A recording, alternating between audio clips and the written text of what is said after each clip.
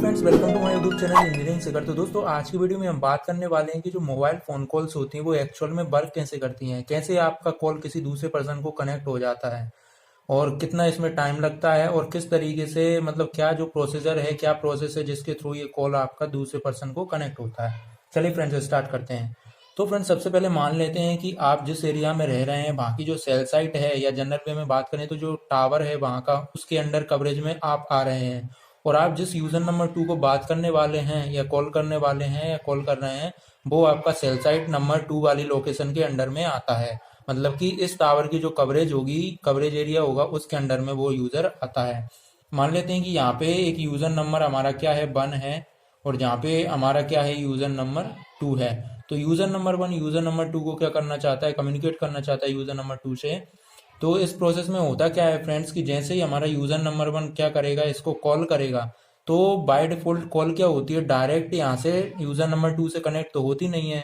अब इसके लिए क्या होता है कि सबसे पहले हमारी जो हम कॉल करते हैं, तो हम जिस सेल साइट के अंडर में हैं उस सेल साइट पर सिग्नल जाता है, उस टावर पर सिग्नल जाएगा। उसके बाद में ये सिग्नल डायरेक्ट सेल साइट 2 पर नहीं जाता, इससे पहले ये सिग्नल जो है हमारा कहाँ पे जाएगा फ्रेंड्स, एमटीएसओ पर पहुंचता है। एमटीएसओ क्या होता है फ्रेंड्स, ये होता है एक मोबाइल टेलीफोन स्विचिंग ऑफिस। मतलब कि ये एक टेलीकम्युनिकेशन डिपार्टमेंट का एक मैनेजमेंट डिपार्टमेंट है, जहां पर जो सभी कॉल्स होते हैं हमारे, तो जब भी हम कोई कॉल कर रहे होते हैं तो वो एमटीएसओ मोबाइल टेलीफोन स्विचिंग ऑफिस क्या करता है, हैंडल करता है सभी कॉल्स को। ठीक है फ्रेंड्स। तो जैसे ही इसका कॉल जो होगा यहाँ से कहाँ पे ट्रांसमिट होगा, एमटीएसओ पे। अब इस पर्सन ने एक पर्टिकुलर नंबर डायल किया था, तो वो नंबर क्या होगा, अब ये एमटीएसओ जो है मोबाइल टेलीफोन स्विचिंग ऑफिस, वो उस नंबर को क्या करेगा, सर्च करेगा कि वो नंबर जो है इतने सारे एरियाज में किस जगह पे प्रेजेंट है और किस सेल साइट के अंडर कवरेज में वो आ रहा है। तो फ्रेंड्स, क्या होगा कि जैसे ही वो एमटीएसओ ये डिटेक्ट करेगा कि यूजर नंबर 2 है वो इस सेल साइट के अंडर कवरेज में आ रहा है, तो वो क्या करेगा, एमटीएसओ उस सेल साइट को सिग्नल ट्रांसमिट कर देता है। ठीक है फ्रेंड्स।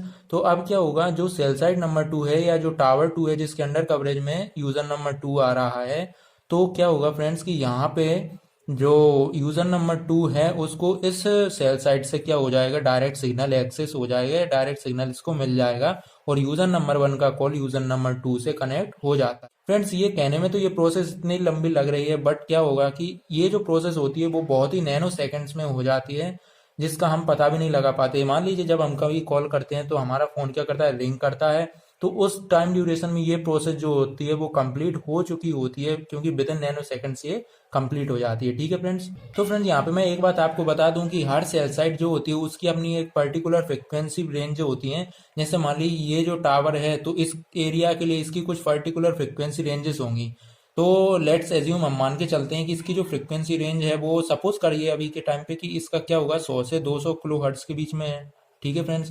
अब जो है सेल साइट नंबर 2 की जो फ्रिक्वेंसी रेंज है वो कितनी है, 200 से 300 किलो हर्ट्ज के बीच में मान लेते हैं।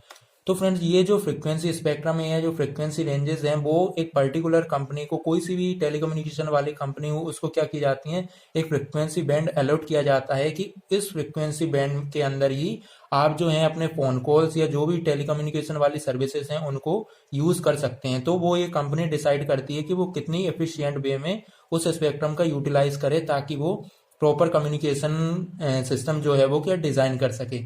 तो फ्रेंड, जैसे मान लीजिए यूजर नंबर 1 ने जब कॉल किया था, तो इस टावर पर जो पर्टिकुलर फ्रिक्वेंसी उस टाइम पर अवेलेबल थी इस रेंज के अंदर में, तो मान लीजिए 50 किलो हर्ट्ज क्या उस टाइम पे अवेलेबल थी, तो वो कॉल उस फ्रिक्वेंसी से क्या हो गया, यहाँ पे कनेक्ट हुआ और डायरेक्ट एमटीएसओ को सेंड हो गया। इसके बाद क्या होगा, एमटीएसओ सेल साइट पर जैसे ही उसने यहाँ पे सर्च किया यूजर नंबर 2 को, तो उसने एक जहाँ पे जो सिग्नल है उसको ट्रांसमिट किया।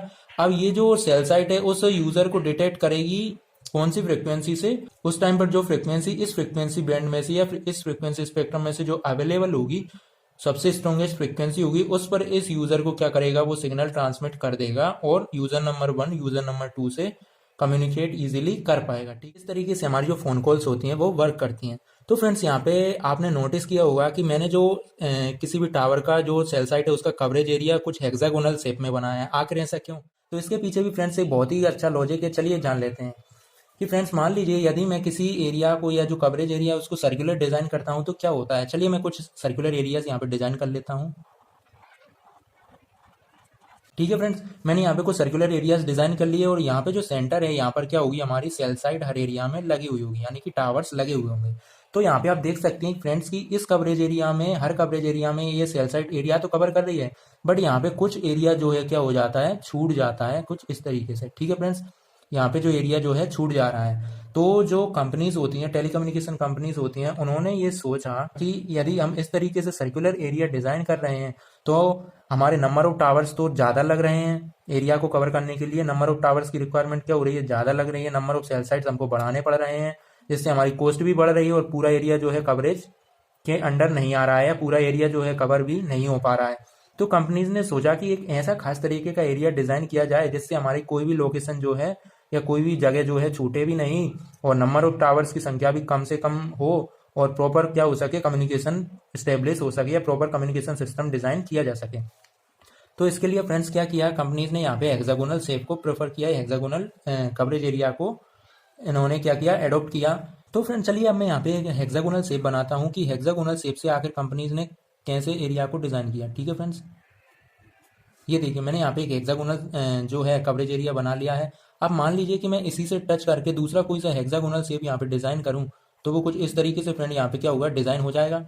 अब इस तरीके से ये जो है तीसरा हेक्सागोनल शेप यहाँ पे क्या हो जाएगा, डिजाइन हो जाएगा। इस तरीके से दूसरा शेप भी क्या होगा, यहाँ पे जो है डिजाइन हो जाएगा।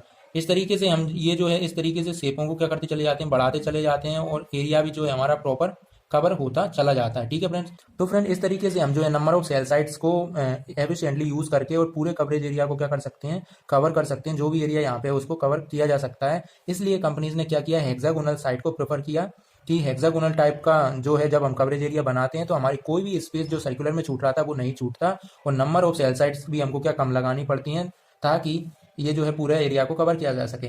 तो आई होप फ्रेंड्स ये कंसेप्ट जो है आपको अच्छी तरीके से क्लियर हो गया होगा। तो ये था हमारा कि जो फोन कॉल्स वर्क करती हैं उससे लेकर जो है सेल साइट्स को इस तरीके से डिजाइन करने तक का सफर। तो फ्रेंड्स यदि आपको ये वीडियो समझ में आई हो तो एक लाइक जरूर कीजिएगा और यदि आपका कोई डाउट है, कोई कमेंट है या कोई सजेशन भी हो आपका तो प्लीज कमेंट जरूर कीजिएगा और चैनल को सब्सक्राइब जरूर कर लीजिएगा, क्योंकि इंजीनियरिंग सब्जेक्ट से रिलेटेड वीडियोस आपको इस चैनल पर कंटिन्यूअसली मिलने वाली हैं। तो चलिए फ्रेंड्स मिलते हैं नेक्स्ट वीडियो में। Till then keep learning.